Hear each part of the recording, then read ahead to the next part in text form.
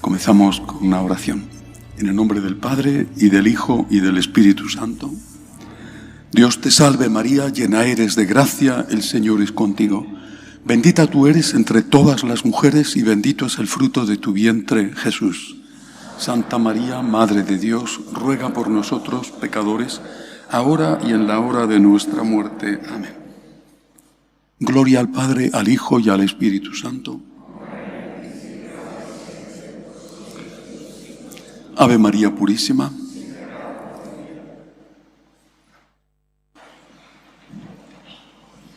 El curso pasado lo quise dedicar a algunos de los personajes de la historia de la Iglesia, sobre todo del primer milenio hasta el siglo X. ¿Por qué? Porque la situación de la Iglesia y del mundo era tan compleja, tan difícil, que me pareció útil mostrar ejemplos concretos de cómo en situaciones nunca iguales, pero sí parecidas, ha habido siempre personas que han sabido seguir al Señor y llegar a la santidad. Ejemplos de cómo se puede andar sobre las aguas, incluso cuando el mar está encrespado y muy turbulento. Pero la última meditación del curso pasado ocurrió en el contexto de la muerte de un papa, Francisco, y de la elección de un papa nuevo, el Papa León XIV. Y por eso esa última meditación, quizá alguno lo recuerde, recién todavía la elección del Papa León, estuvo dedicada a hablar de él, de lo que entonces podíamos saber de él. Por supuesto, su biografía ya enseguida fue conocida, pero una cosa es los datos de la biografía y otra cosa es ver por dónde va, cuál es su alma y cómo él quiere gobernar la Iglesia.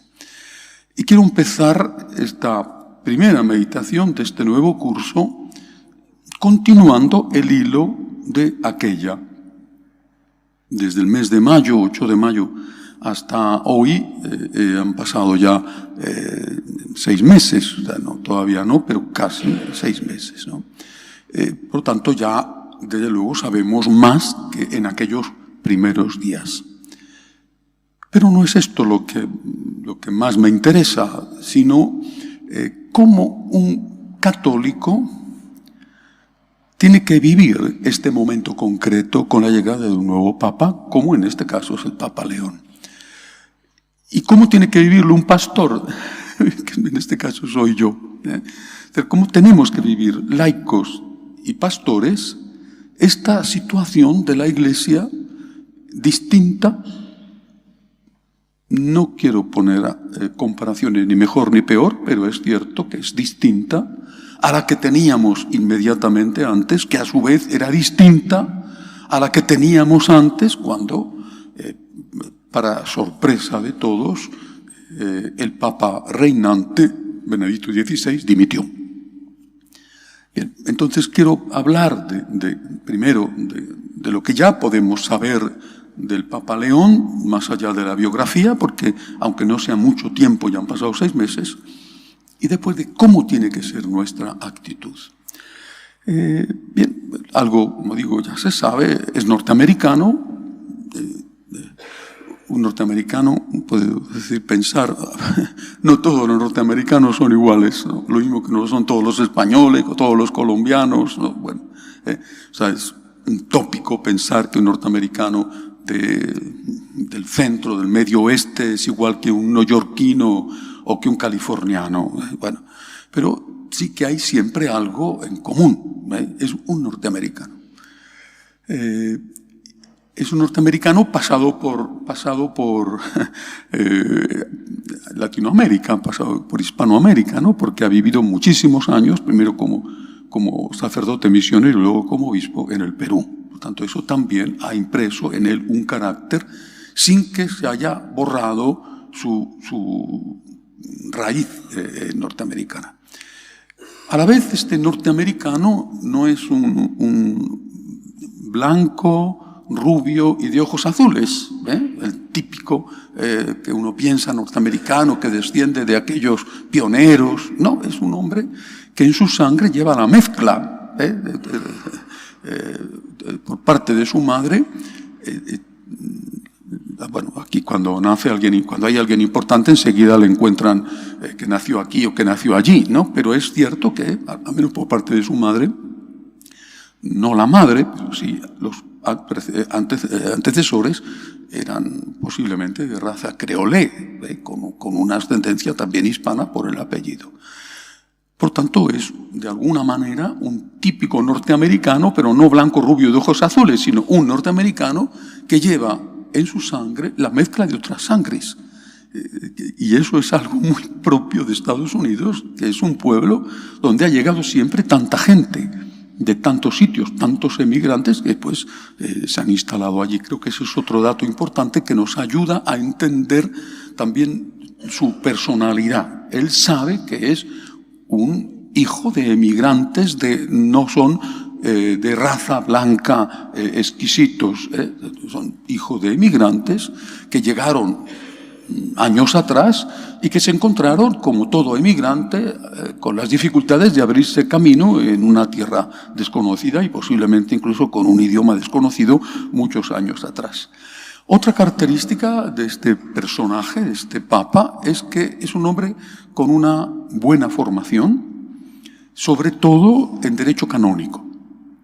Es un hombre que tiene un doctorado en derecho. Los doctorados se hacen sobre cosas muy concretas, muy puntuales. Bueno, entonces dice, bueno, eso tiene una licenciatura en derecho canónico y tiene un doctorado. Entonces, bueno, el hecho de que sea un canonista también le marca. Un juez, un canonista, no todos los canonistas son jueces, pero un canonista es alguien que siente un profundo respeto hacia la ley y hacia el cumplimiento de la ley. Se podrá cambiar la ley, es papa, puede hacerlo, no para hacer lo que quiera, pero habrá muchos cambios que podrá hacer en la ley, pero él es consciente de que no puede incumplir la ley. Cámbiala, pero no la incumplas. Yo creo que esta es otra característica importante de él.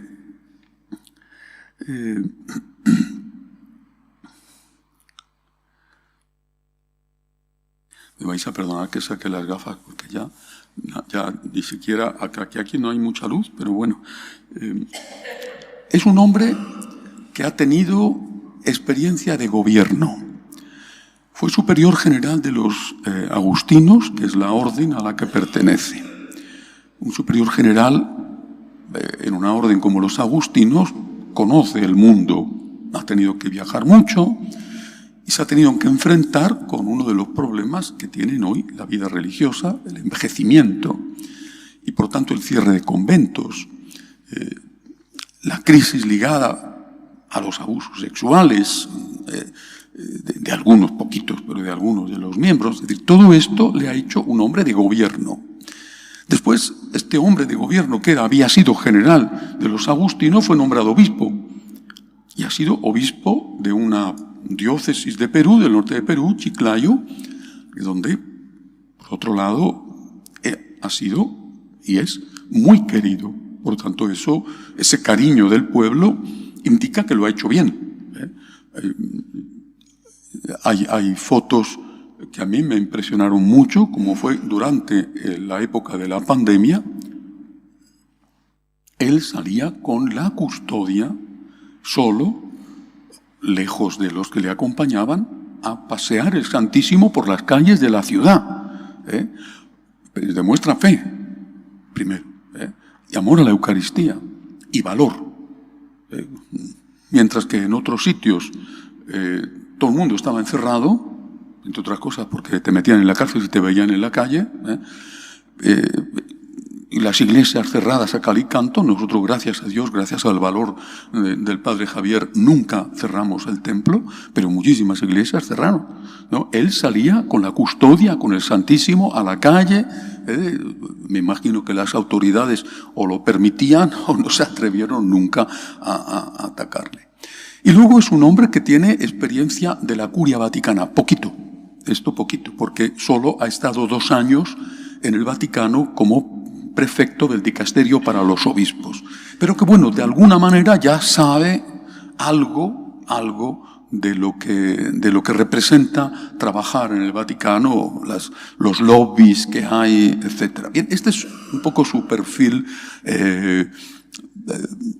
de currículum, ¿no? Pero si lo miras un poco más adentro, con más profundidad, ¿qué es lo que yo percibo? Que es un hombre profundamente religioso, que es un creyente, que tiene fe y que está marcado por una espiritualidad bellísima, como es la espiritualidad de San Agustín. Él continuamente cita a San Agustín, no es que no solo no se avergüenza de ser agustino, lo ha dicho, yo voy a ser agustino una vez elegido papa hasta el fin de mi vida, sino que además continuamente lo cita. Ha sido general de los agustinos. Es un hombre profundamente religioso. Y repito, creo que esto es un dato importante no solo de su currículum, sino de su personalidad. Otra característica de él, además de ser un hombre religioso, es un hombre consciente de los problemas que hay en la Iglesia. Por ese itinerario que ha vivido. Y esos problemas él los sintetizó en 3 ideas. Primera, volver a poner a Cristo en el centro de todo. Si Cristo no está en el centro, el problema fundamental no desaparecerá. Hemos perdido la fe. Hay que volver a poner a Cristo en el centro.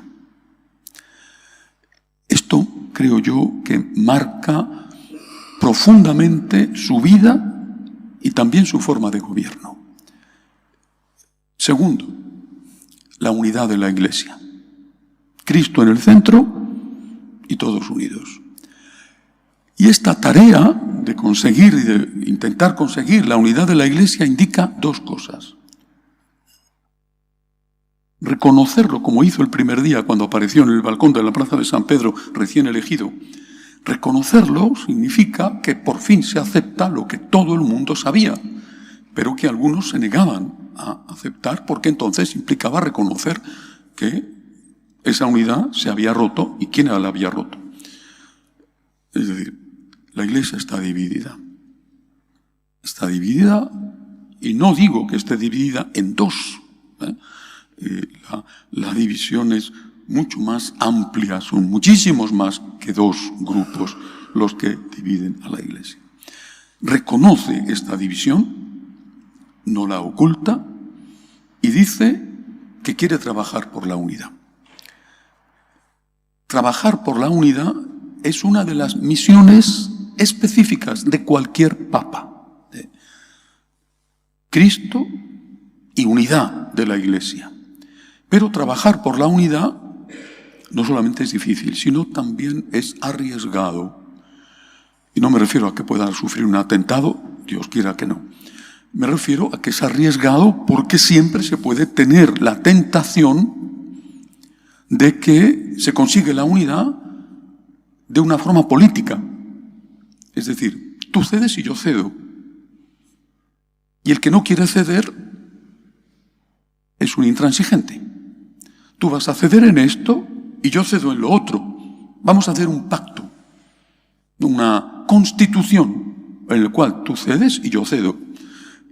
¿Y quién es la víctima de esta forma de entender la unidad? ¿Quién es la víctima? La verdad es la víctima. Y esa es la tentación de toda persona que busca la unidad. La búsqueda de la unidad es esencial para la supervivencia de la Iglesia. Es el deseo de Jesús que expresa al Padre después de la última cena, en aquella larga oración que recoge el evangelista San Juan antes de salir para el huerto de los olivos: Padre, que todos sean uno, como tú y yo somos uno. El peligro, repito, es que se entienda la unidad desde la perspectiva política. El pacto. Tú cedes y yo cedo. Yo te permito esto, tú me tienes que permitir esto. Vamos a ponernos de acuerdo. Y ahí quien pueda resultar sacrificada es la verdad, y por lo tanto el propio Cristo. Cristo en el centro, búsqueda de la unidad de la Iglesia. Tercera característica, la misión. Él es un misionero. Ha sido misionero, siendo norteamericano, ha sido misionero como sacerdote agustino en Perú muchos años y después como obispo en Perú. Él tiene metida en el alma la misión, también porque es consciente de que la crisis va a más. En algún momento tocará fondo, pero la realidad es que la crisis va a más. Es verdad que hay signos de despertar, pero que siempre afectan a unas minorías. O sea, por ejemplo, cada vez hay más bautismos de adultos. Francia es un ejemplo, y Francia siempre ha tenido el don de ser pionero, para mal y para bien. La nueva energía que se percibe en la Iglesia en Francia es una señal de que algo está cambiando en el ambiente. Quizá debido a la comparación con otras religiones que han llegado a nosotros y que tienen un carácter un poco más expansionista. Y ante eso se reacciona diciendo, afiancémonos en lo nuestro. No lo sé si esta es la causa, pero esto es un dato objetivo, el crecimiento de los bautismos de adultos, y no solamente en Francia. Pero él es consciente del declive de la Iglesia, de la caída en la práctica religiosa, del cierre de iglesias y conventos, de la caída brutal en las vocaciones, en general, con excepciones. África no es así, pero incluso en África todavía sigue habiendo crecimiento, todavía sigue habiendo muchas vocaciones, pero ya empieza, incluso en África, a disminuir, aunque todavía hay muchos. Por tanto, él lanza y quiere lanzar a la Iglesia hacia la misión. Pero la misión no puede hacerse con una Iglesia dividida. Antes os he citado a San Juan, cuando pone en boca de Jesús la oración al Padre, Padre, que todos sean uno, como tú y yo somos uno. Pero esa frase continúa, para que el mundo crea que tú me has enviado. Y es Jesús, en otra ocasión, el que dice, un reino dividido se derrumba casa tras casa. Por lo tanto, no puede haber futuro para la Iglesia si no hay unidad. No puede haber misión. Es imposible si estamos divididos entre nosotros. Y no puede haber misión si no hay evangelización, y no puede haber evangelización si no se pone a Cristo en el primer lugar. Y Cristo no solamente es el Hijo de María que muere y resucita, sino también es el Cristo Maestro que enseña. Y ese Cristo Maestro que enseña no es un hombre, un rabino judío que enseña leyes humanas, sino que es el Hijo de Dios, y solo el Hijo de Dios puede corregir al Hijo de Dios. No puede un Papa corregir a Jesucristo. El Papa él ha recuperado, después de 13 años, esta semana ha recuperado precisamente el título de vicario de Cristo. El discurso que hizo esta semana ante el presidente de la República Italiana se ha denominado a sí mismo como vicario de Cristo. Este título llevaba 13 años sin usarse. El vicario de Cristo es eso. ¿Qué es lo que no es? No es el superior de Cristo, sino el vicario, el representante de Cristo. Benedicto XVI había dicho claramente, el Papa no es el dueño del mensaje, que puede cambiarlo cuando quiera. El Papa es el primer servidor del mensaje. Y lo que Cristo le encarga a San Pedro, y por tanto a su vicario, es fortalece a tus hermanos en la fe. Cuando el Señor le da a San Pedro la llave de la Iglesia, y le va a preguntar 3 veces si me amas, después de cada afirmación de Pedro, que recuerda la triple negación de 3 días antes, Jesús no le dice, apacienta tus ovejas o apacienta tus corderos. Jesús dice, apacienta mis corderos y mis ovejas. Mis, dice Jesús, son de Él, de Jesús, no son tuyas, no son del cura, o del obispo, o del papa. En la Iglesia Católica somos todos seguidores de nuestro Señor Jesucristo.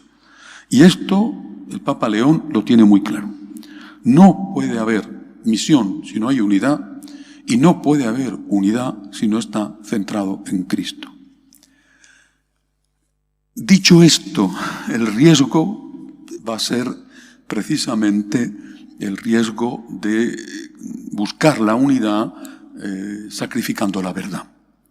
Una unidad política y no una unidad teológica, una unidad espiritual. ¿Qué tenemos nosotros, laicos, pastores, que hacer en este contexto, en este momento histórico tan decisivo, tan importante de la Iglesia? Creo que tenemos que acercarnos a la figura del Papa León y a la figura de Jesucristo, a la realidad histórica de la Iglesia, desde una perspectiva de creyentes. Y lo que me preocupa y me entristece es que veo con mucha frecuencia que la forma de acercarse al Papa y la forma de acercarse a la Iglesia no es la perspectiva del creyente, sino una perspectiva ideológica. Es decir, tú tienes una precondición. ¿Eres conservador? ¿Eres liberal? En España los liberales lo decimos progresistas. Bueno, ya me dirás, ¿no? Basta con ver quién nos gobierna para ver lo que significa progreso en España, ¿verdad? En otros sitios se llama liberal, ¿vale? También se puede decir, resumiendo, izquierda y derecha, pero esos son conceptos políticos, ideológicos. Y si tú te acercas a la figura del Papa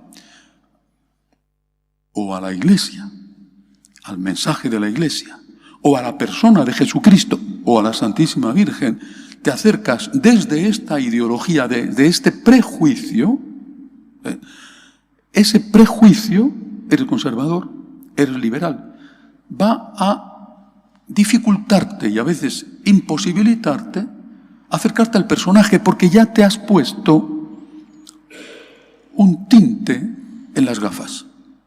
Ya estás viendo todo desde una perspectiva que te lleva a fijarte en lo que no te gusta de esa persona o de esa iglesia, o que te lleva incluso a considerar que cuando no hace lo que quiere, lo que tú quieres, es porque es malo. No solamente es porque se equivoca, sino porque es malo.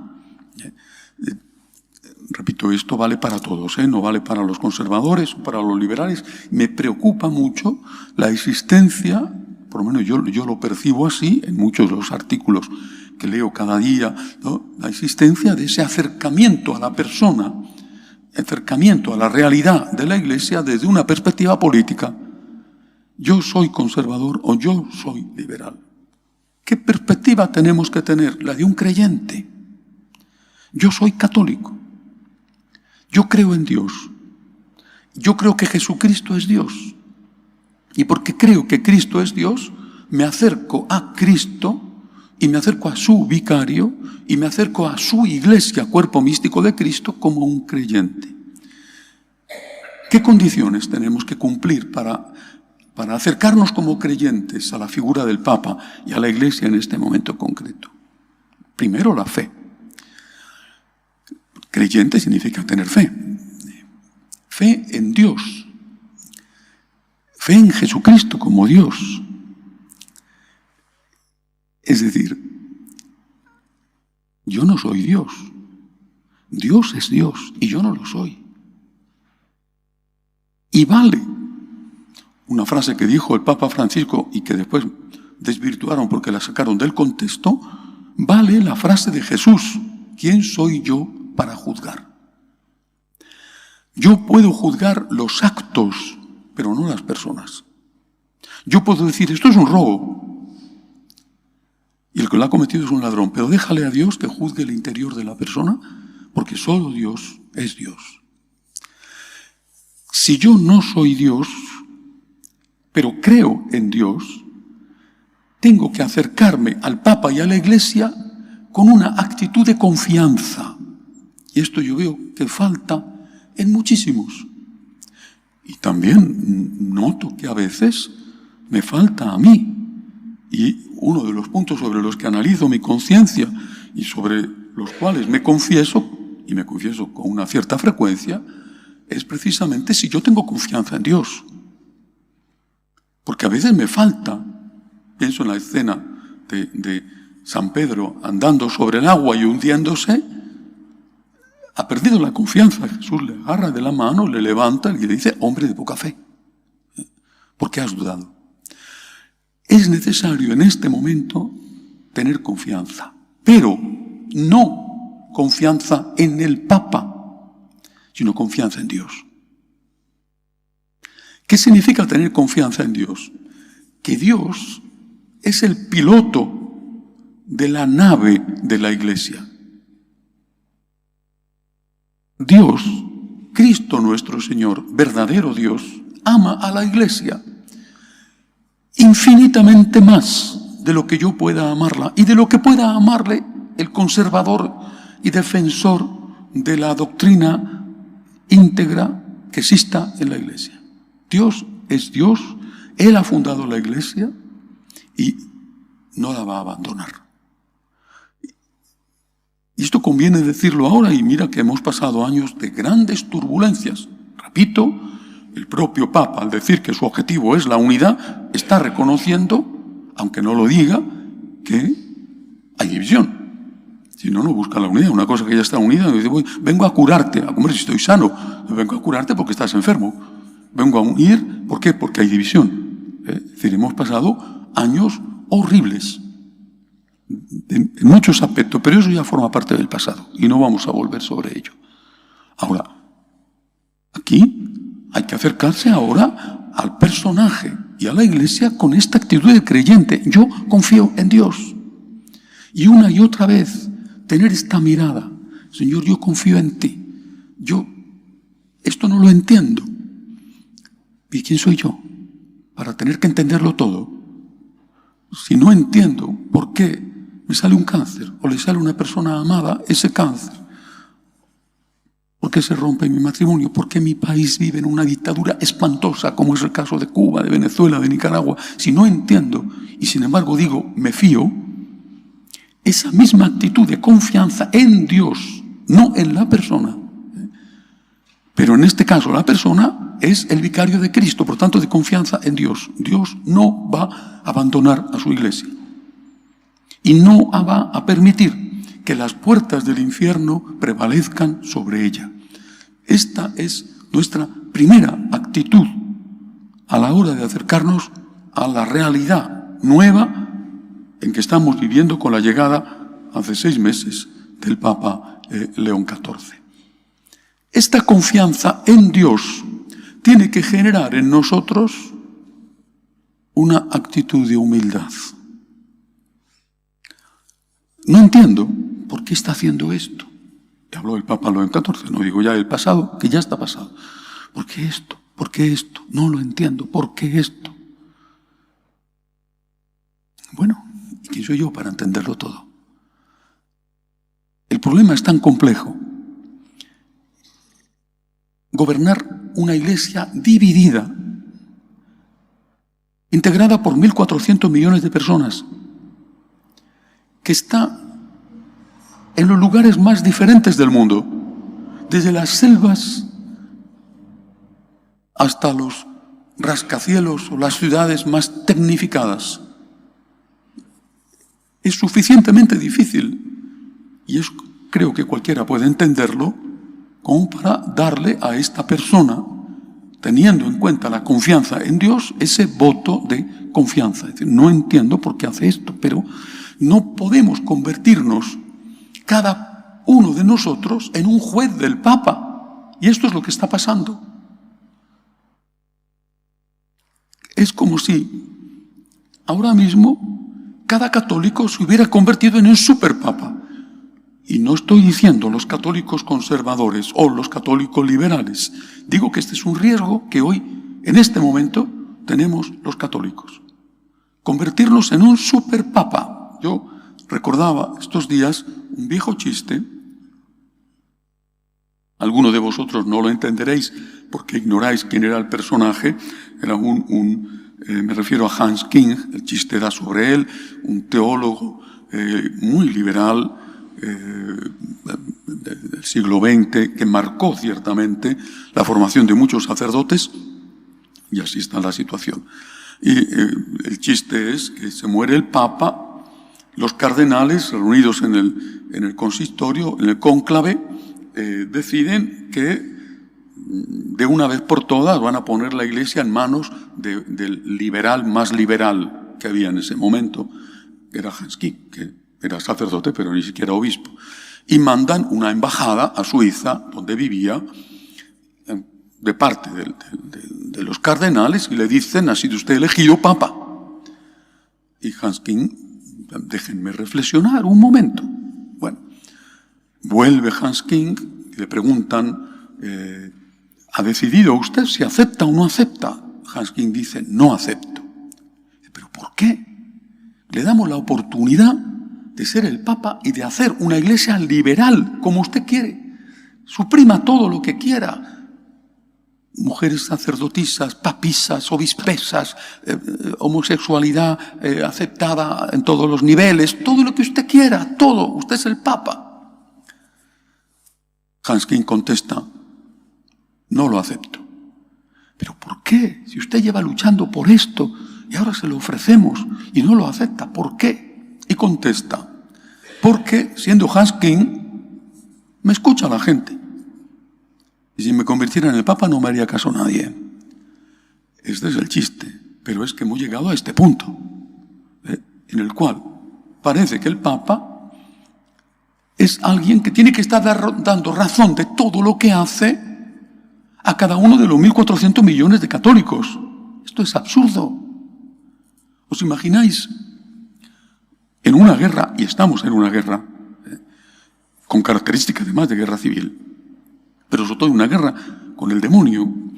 ¿Os imagináis que un general en una guerra, que se podrá equivocar, pero tiene que mover las tropas? Mira, ahora es vital conquistar esa colina o defender este pueblo, y tuviera que dar explicación a cada uno de los soldados del ejército, uno a uno, del por qué decide mover este batallón o este regimiento o fortalecer estas defensas. Imposible. El soldado tiene que... me han dicho que avance, tengo que avanzar. A lo mejor va a caer como consecuencia del fuego enemigo, pero tengo que avanzar. No puedo decir: no estoy de acuerdo, no me muevo de aquí. Hoy eres un desertor.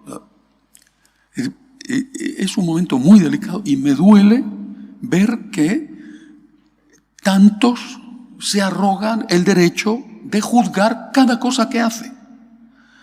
Tenemos que tener confianza en Dios, no en el Papa, en Dios, que nunca va a abandonar a su iglesia. Pero porque tenemos confianza en Dios, tenemos que darle un voto de confianza al Papa. Porque me parece a mí, por lo menos, evidente que habrá cosas que no entienda y otras cosas, en cambio, me parecerán muy buenas y muy comprensibles. Pero quizá lo que a mí me parezca muy bueno, al otro le parece muy malo. Esta semana he leído unas declaraciones del cardenal Sarah, que es un cardenal africano, defensor de la ortodoxia de la Iglesia, de la misa tradicional, un hombre sobre el que no hay ninguna sospecha de liberalismo. Le han preguntado en la entrevista sobre el Papa y ha dicho una cosa muy interesante. Ha dicho: hay que darle tiempo.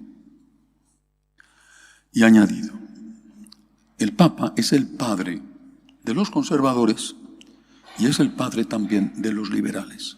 Es el padre de todos. Y tiene que unirnos a todos. Esta idea me ha parecido no solamente verdadera, sino luminosa. Es el padre de todos.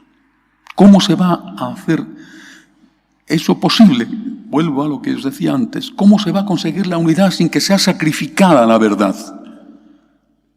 Parece una tarea imposible, pero quien está al mando no es el Papa, sino el Espíritu Santo. Ahora bien, esta confianza, este voto de confianza, que me lleva a no estar con la escopeta cargada para cada cosa que hace, como si yo fuera el superior del Papa, porque a eso estamos llegando, y sé que decir esto me va a acarrear una multitud de enemigos, de tantos como tengo, pero más todavía porque van a considerarme un vendido, un liberal camuflado y todo lo demás, pero esto es lo que yo pienso. Cristo está al frente de la Iglesia y el Espíritu Santo está al frente de la Iglesia y el Papa es el vicario de Cristo. No es el dueño del mensaje, sino el primer servidor. Pero yo tengo que darle un voto de confianza y no puedo estar cuestionando como si fuera el superior del Papa cada decisión que toma, aunque algunas no las entienda e incluso no me gusten. Esto se puede compaginar con la crítica. No solo se puede, sino que se debe compaginar con la crítica. Porque una cosa es la obediencia y otra cosa es el servilismo.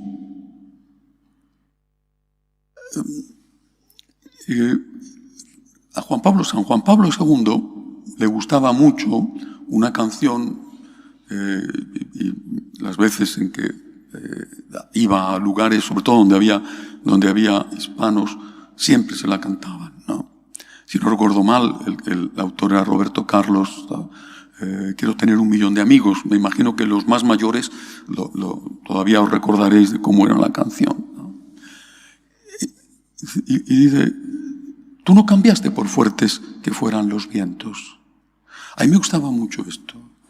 San Juan Pablo II, que venía de la lucha contra el comunismo, no cambió. Allí, cuando era obrero en las fábricas comunistas, no cambió. Tampoco cambió cuando lo hicieron arzobispo y cardenal de Cracovia, y tampoco cambió cuando fue Papa de Roma durante tantos años. No cambió por fuertes que fueran los vientos. Esto es fidelidad. Y esto te define a una persona. El que cambia no cambia porque le hayan convencido, sino porque ha cambiado el jefe y piensa de otra manera y yo tengo que pensar siempre como piensa el jefe. Esto es el servilismo. Y una cosa es la obediencia, la aceptación de algo que puede ser, aunque yo no lo entiendo, y otra cosa es la aceptación de algo que no puede ser de ninguna manera. Eso es el servilismo. A mí me resulta clara la diferencia. Por lo tanto, yo no puedo aceptar, lo diga quien lo diga, algo que vaya en contra de lo que enseña Jesucristo. No lo puedo aceptar, porque si lo aceptara, yo sería una persona servil. Y no servil de Dios, siervo de Dios, sino servil de la autoridad. Y por un lado, tengo que aceptar que el Papa está asistido por el Espíritu Santo, y por otro lado tengo que decir sí, pero no puede hacer lo que quiera. Porque él es el primer testigo de la fe, no el dueño de la fe. Por lo tanto, pues quizá haya alguna cosa en la que se pueda equivocar y quizá haya alguna cosa en la que se pueda decir esto no ha estado bien, y sin faltarle jamás al respeto. Y ahí viene el otro punto. Siempre pienso en esto. Siempre pienso en la Virgen María. Porque es mi vocación imitar a la Virgen. Y pienso que la Virgen también se encontró de otra manera diferente con una iglesia dividida. Sabemos, por el libro de los Hechos de los Apóstoles, que la iglesia primitiva también se dividió. No podemos decir que fueran liberales y conservadores, ¿verdad? Pero sí que eran cristianos judíos, ¿no? Y cristianos gentiles, cristianos que procedían del paganismo. Y San Pablo fue, siendo judío y además fariseo, fue el gran apóstol de los gentiles, de aquellos que no eran judíos.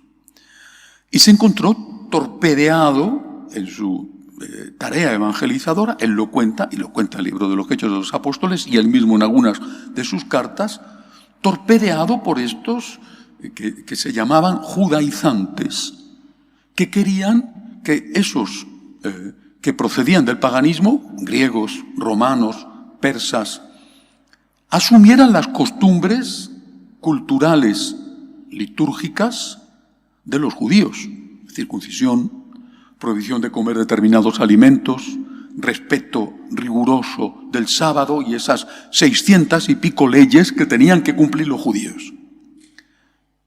San Pablo abre la Iglesia al mundo, no solo él, pero él de una forma especial, y entiende que o se va a lo esencial o no hay evangelización posible.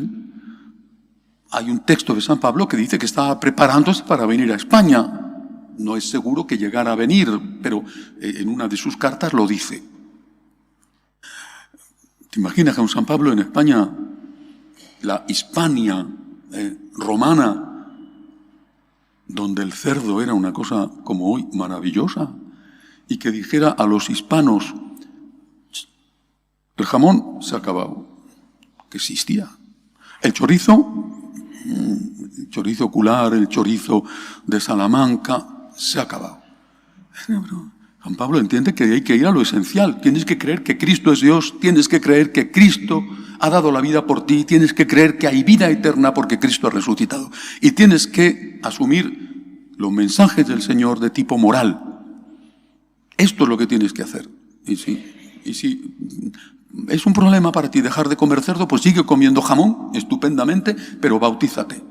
Esto lo entiende San Pablo y otros no lo entienden. ¿Qué hace la Virgen?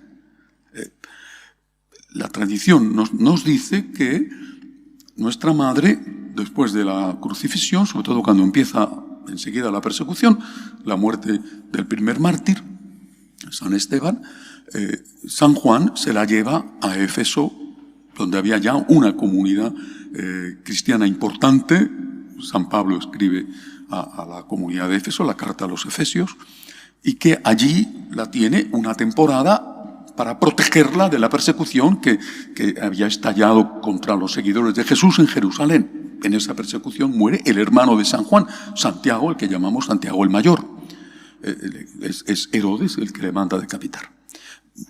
Cuando ya la cosa está un poco más tranquila, regresa con ella a Jerusalén. Sabemos que en el año 50 se tiene lugar en lo que se conoce como el primer concilio de Jerusalén, donde se va a discutir como tema estrella, como tema central, precisamente si a los no judíos se les tienen que imponer las prácticas culturales y cultuales, no solamente de cultura, sino también de culto, de los judíos. Repito, circuncisión, comida de alimentos, etc. En esa asamblea hay ya una fuerte división. Y sin embargo, San Pedro y Santiago, llamado el Menor, que era el obispo de Jerusalén, pariente del Señor, apoyan a San Pablo, en contra de lo que algunos ignorantes que no han leído el libro de los Hechos de los Apóstoles dicen. Le apoyan con unas condiciones que San Pablo va a tener que cumplir y que cumple con mucho gusto. En ese contexto, ¿qué hace la Virgen? A ver, ¿qué hace una madre cuando sus hijos están enfrentados entre sí? ¿Qué hace una madre? Intenta unir siempre. Una madre no mete cizaña. Es decir, una madre no va hablando a uno diciendo: pues fíjate lo que tu hermana ha dicho de ti, ¿cómo te ha puesto? Y no va hablando al otro diciendo: madre mía, tu hermano, ten cuidado porque tu hermano, cuando te descuides, se queda con toda la herencia. Una madre intenta unir. Y si tiene que hacer una crítica, que la hace: oye, no estás obrando bien, esto está perjudicando a tu hermano, a tu hermana. La hace. ¿Y cómo la hace? Con amor. Nos hemos olvidado de esto. Nos hemos olvidado de que se puede decir todo quizá, pero que hay que decirlo con amor. Y me duele la agresividad de unos y de otros. ese sentimiento de superioridad que es contrario a la humildad con que tenemos que acercarnos a Dios, que es el Señor, y también al Papa como su vicario. Somos superiores al Papa, recordad el chiste de Hans King, soy superior al Papa, pero ¿quién eres tú? Pero se puede decir las cosas como las diría la Virgen, en aquel contexto en que ella tuvo que vivir de una iglesia ya dividida, aunque por temas diferentes. Puedes decir las cosas, pero ¿por qué tienes que insultar? E insultar no solamente es decir una palabrota de alguien. Insultar es también ir al fondo diciendo que esa persona no solamente se equivoca, sino que es malvada, que es muy distinto. Es que esa persona está endemoniada, por no decir otras cosas, que esa persona es masón o que esa persona es un enviado del demonio para destruir la iglesia. Pero ¿tú te das cuenta de lo que estás diciendo? Y esto es cada vez más frecuente, lo veo en tantos que escriben, incluso que escriben defendiendo la doctrina. O sea, no basta defender la doctrina, tienes que hacerlo con amor y por amor. Aunque tengas que decir las cosas, ¿cómo las estás diciendo? Eso también es importante. Por eso, repito, pienso en la Santísima Virgen. ¿Qué hace una madre? Seguro que hizo la Virgen María. Una madre no solamente no va a hablar mal de un hijo delante del otro, porque sabe que eso destruye la relación. Una madre hace todo lo contrario. Habla bien del ausente. Destaca lo positivo. Destaca lo bueno. No porque sea tonta, sino porque destaca lo bueno para colaborar con esa unidad. Y quizá lo que no va, se lo dice a solas, con amor. Mira, esto francamente no lo has hecho bien, te has equivocado. Claro, eso lo hace una madre, un hijo, 2, 3 hijos que tiene, ¿no? Como lo haces en público ante un medio de comunicación. Pero siempre hay que pensar en eso. ¿Qué haría la Virgen María? Y no es fácil, hablo de mí, lo difícil que me resulta. Y los problemas de conciencia que tengo en muchos momentos diciendo, me habré equivocado, Señor, ayúdame a intentar ser como la Virgen, que dice las cosas sin faltar el respeto, que dice las cosas sin ofender, que dice las cosas sin insultar y que intenta ver lo positivo. ¿Qué ha hecho el Papa de bueno esta semana? Voy a destacar esto. Porque otros solo se van a fijar en lo malo. También esto otro quizá no ha acertado, quizá se ha equivocado, pero esto y esto lo ha hecho bien. En este punto me cuesta trabajo estar de acuerdo, pero esto y esto lo ha hecho bien. Por ejemplo, uno de los documentos más discutidos y discutibles del Papa Francisco fue Amoris Laetitia. Recién salido el documento me encargaron hacer un programa de 13 capítulos de media hora para EWTN, la cadena de televisión de la Madre Angélica, ya difunta en Estados Unidos. En español, por supuesto. Ojalá hubiera podido hacerlos en inglés, pero bueno, en español. Ahí estarán, en la hemeroteca o en la videoteca de WTN, esos 13 capítulos. Y me leí íntegramente Amoris Laetitia. Y tiene muchísimas cosas extraordinarias. Y hay una cosa que no me gustó. Que en un punto, abajo, en un pie de página, una nota, en un pie de página dice que en determinadas circunstancias quizá los divorciados vueltos a casar podrían recibir la comunión. El Papa Benedicto, cuando leyó esto, dijo, hombre, una cosa tan seria no se trata en un pie de página. En una nota a pie de página. Eso es un asunto muy serio, muy importante, que hay que desarrollar. Bien, evidentemente el Papa Francisco sabía lo que hacía. Pero ese, que es un punto discutido y que ha dado pie a muchísimos abusos, muchísimos, era un punto discutido, pero ¿cuántas cosas buenas había ahí? No podemos tener unas gafas oscuras y tener la escopeta preparada para disparar a cualquier cosa que te parezca a ti, y a lo mejor tienes razón, de que el Papa se equivoca. Así no se puede vivir. Es un clima de guerra civil el que estamos viviendo. Y cuando hay guerra civil, tenemos que predicar la paz y tenemos que intentar bajar las armas todos, sin caer en el servilismo de no poder decir nada, porque si dices algo, por pequeño que sea y por mucho amor que pongas al decirlo, ya te conviertes en un enemigo del Papa. Y dice, hombre, no, yo soy fiel, pero esto pues tengo que decirlo porque quizá a mí no me gusta, me parece que se ha equivocado. No digo que sea su intención haberse equivocado, pero quizá me parece que se ha equivocado. Es decir, recientemente, por ejemplo, algunos de vosotros lo habréis leído o visto, porque grabo cada semana un artículo un vídeo sobre la situación de la Iglesia. Recientemente comentaba que a mí me parece que hacer una rueda de prensa cuando sale de Castel Gandolfo ante los periodistas que están allí en la puerta esperando y que le van a hacer preguntas y a bocajarro tienes que responder, decía, esto es arriesgado. Arriesgado. Yo recuerdo cuando yo era periodista y tenía que entrevistar a personas importantes, obispos, cardenales, esas personas me exigían las preguntas por escrito. Me contestaban. Y después me exigían revisar lo que yo iba a publicar. Siempre me pareció normal. Eso me parecía que era un derecho de la persona que amablemente me había concedido una entrevista. Tú tienes el derecho de pensar muy bien la respuesta. Imagínate si no tiene ese derecho más que otros, el Papa, que es el representante de 1.400 millones de personas en todo el mundo. Y bueno, yo comentaba, creo que el Papa debe de pensar bien si merece la pena hacer esas ruedas de prensa de pocos minutos, a bocajarro, con gente que le pregunta. En este caso, era la cuestión del premio que el cardenal Cupid de Chicago daba a un político liberal del Partido Demócrata, rabiosamente abortista, incluso a favor del aborto por decapitación, que el obispo de Chicago le diera un premio.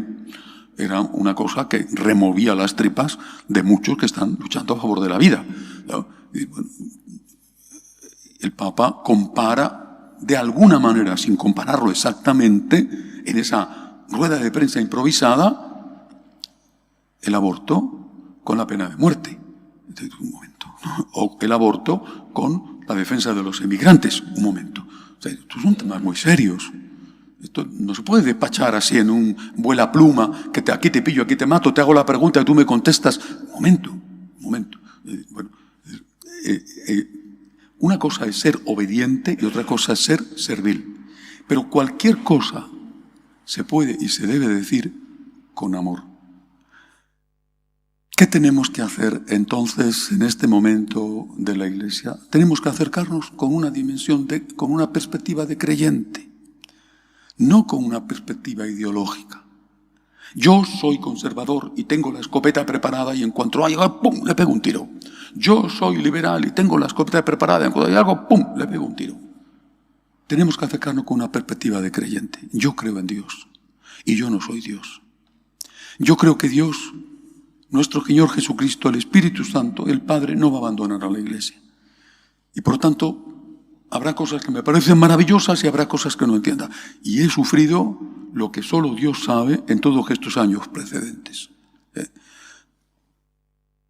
Pero ni siquiera en los tiempos más duros, cuando públicamente dije que no estaba de acuerdo con fiducia supplicans, porque dejaba abierta la posibilidad a la bendición de las parejas homosexuales y eso podía llevar implícito el reconocimiento de que equiparaba ese tipo de uniones con matrimonio.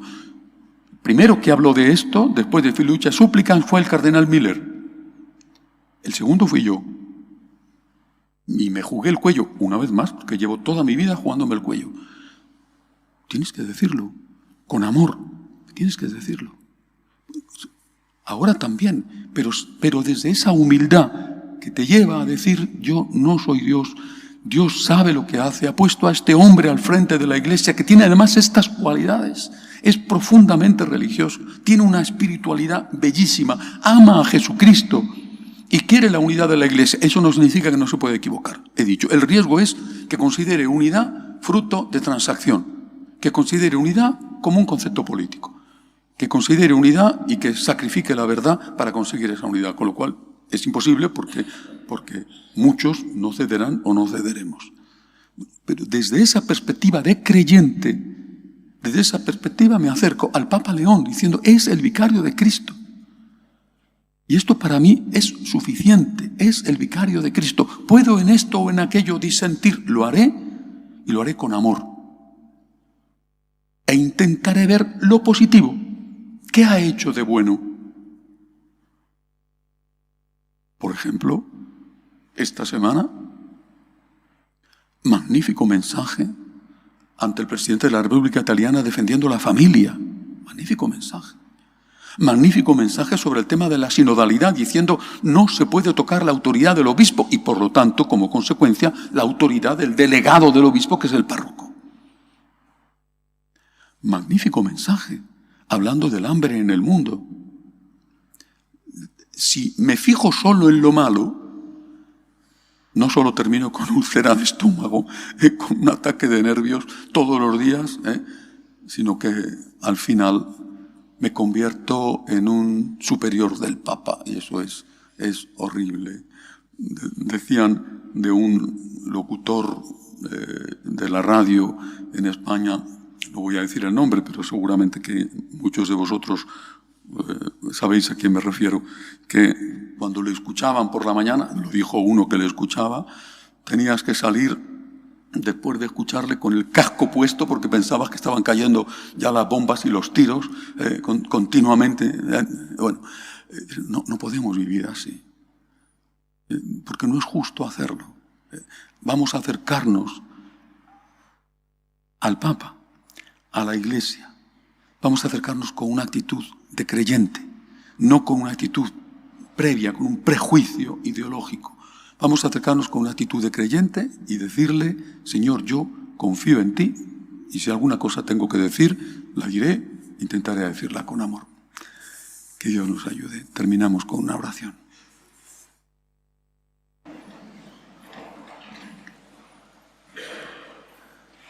Dios te salve María, llena eres de gracia, el Señor es contigo. Bendita tú eres entre todas las mujeres y bendito es el fruto de tu vientre, Jesús. Santa María, Madre de Dios, ruega por nosotros pecadores, ahora y en la hora de nuestra muerte. Amén. Gloria al Padre, al Hijo y al Espíritu Santo. Ave María Purísima.